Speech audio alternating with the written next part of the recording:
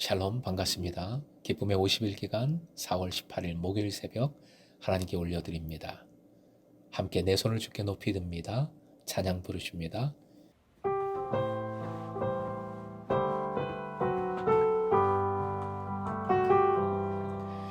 내 손을 주께 높이 듭니다. 내 찬양 받으실 주님,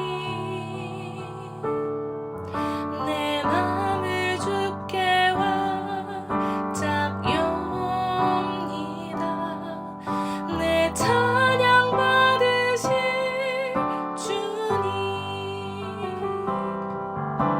슬픔 대신 희락을, 죄 대신 화관을,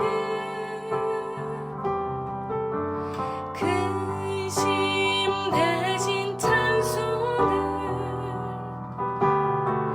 찬송의 옷을 주셨네.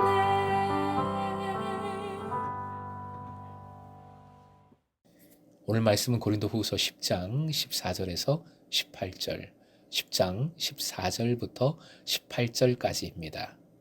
함께 읽겠습니다. 우리가 너희에게 미치지 못할 자로서 스스로 지나쳐 나아간 것이 아니요 그리스도의 복음으로 너희에게까지 이른 것이라.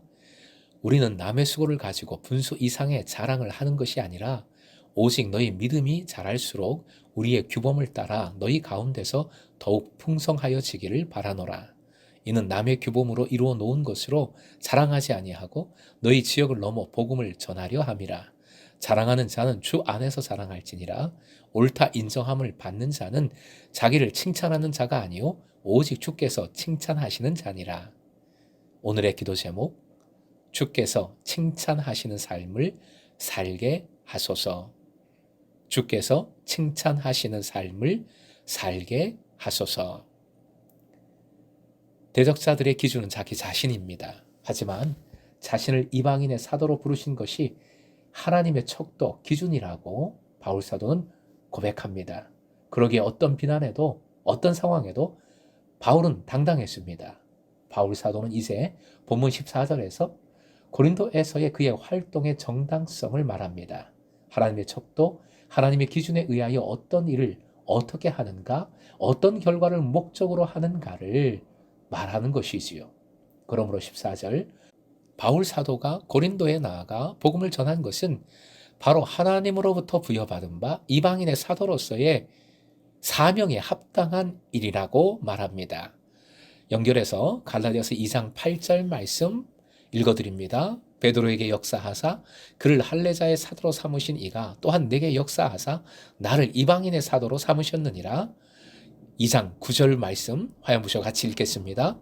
또 기둥같이 여기는 야고보와 게바와 요한도 내게 주신 은혜를 알므로 나와 바나바에게 친교의 악수를 하였으니 우리는 이방인에게로 그들은 할례자에게로 가게 하려 함이라. 이 말씀에 의하면 예루살렘 사도회의 때에 야고보, 게바, 요한을 중심으로 한 예루살렘의 사도들은 유대인의 선교를 맡고 바울, 바나바, 디도를 중심으로는 이방인 선교를 맡기로 합의했음을 알 수 있습니다. 고린도는 이방인의 지역이고 이곳에서 바울 사도가 복음을 위해 활동하는 것은 당연히 합법적인 것입니다. 하지만 전당성의 가장 근원적인 근거는 하나님이십니다. 무엇보다 그리스도의 복음을 전하게 하시는 하나님의 인도하심 속에서 그렇게 하신 것이기에, 하나님께서 맡겨주신 사명 속에서 그렇게 한 것이기에 정당합니다. 15절, 남의 수고를 가지고 분수 이상의 자랑을 하는 것이 아니라 합니다.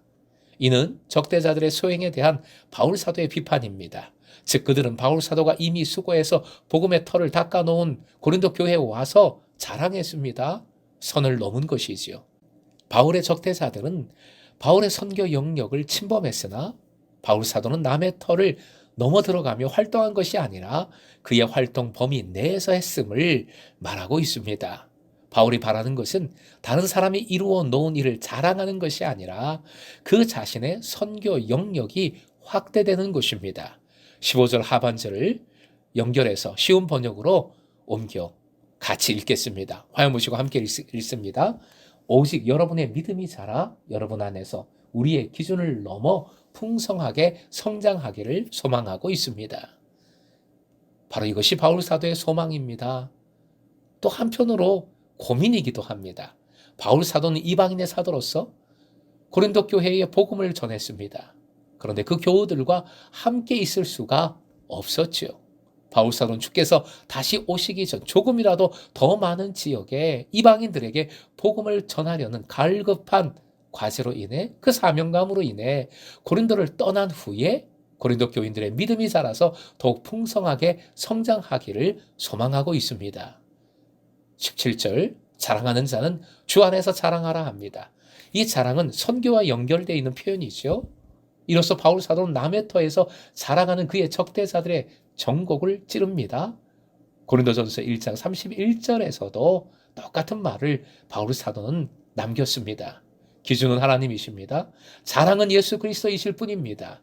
이와 같이 바울 사도가 자기 자랑을 거부하는 표현에는 예레미야 9장 22절, 23절의 말씀이 배경으로 깔려 있는 것 같습니다. 예레미야 9장 22절 너는 이같이 말하라.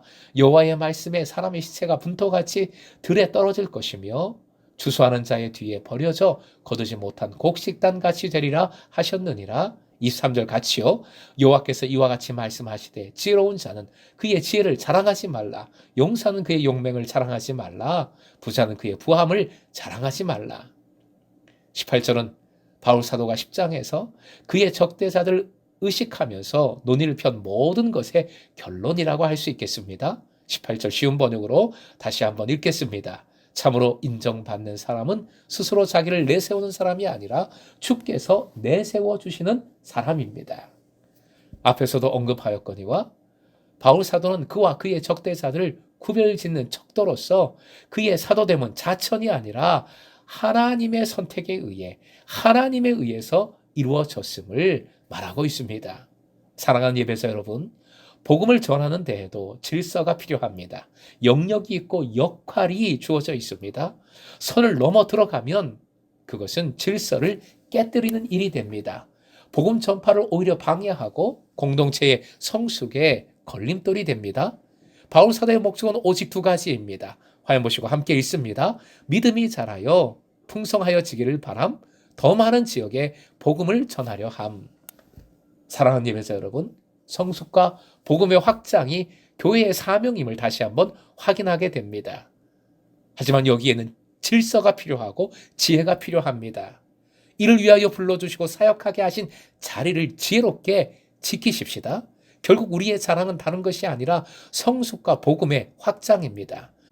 주께서 칭찬해 주시는 부분은 바로 이 성숙과 복음의 확장에 있습니다. 기억하십시다. 다른 것이 아니라 주께서 칭찬해 주시는 이러한 삶을 함께 살아가십시다. 동력하십시다. 어제보다 오늘이 믿음이 자라는 하루, 어제보다 오늘이 복음이 더 넓게 전해진 하루가 되어 나를 통해서 그런 하루가 되어 오직 주께 칭찬받는 제자 되시길 주님의 이름으로 축원드립니다.